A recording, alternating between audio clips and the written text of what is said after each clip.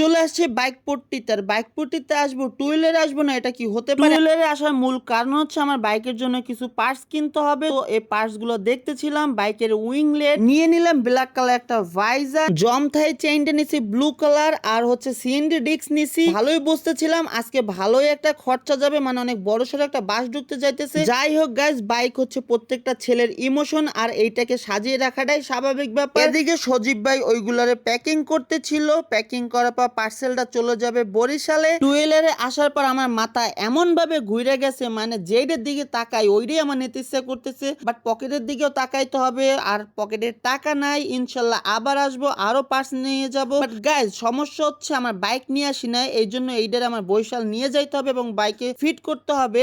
আর guys, অবশেষে আমি চলে আসছি বাসে। অনেক কষ্টের পর আমি এই বাসটা পাইছি। এটা মেবি একটা লোকাল বাস। যাই হোক গাইজ, বরিশাল তো যাইতেই হবে, লেট করা যাবে না। আর আমি এখন বর্তমানে আছি পদ্মা সেতুর উপরে। রাত্রের পদ্মা সেতুটা অনেক বেশি সুন্দর লাগতেছিল, আর আবহাওয়াটা অনেক সুন্দরভাবে উপভোগ করতেছিলাম। আজকের ভিডিওটা এই পর্যন্ত। নেক্সট ভিডিওতে বাইকের পার্টস ইনস্টল করে দেখাবো।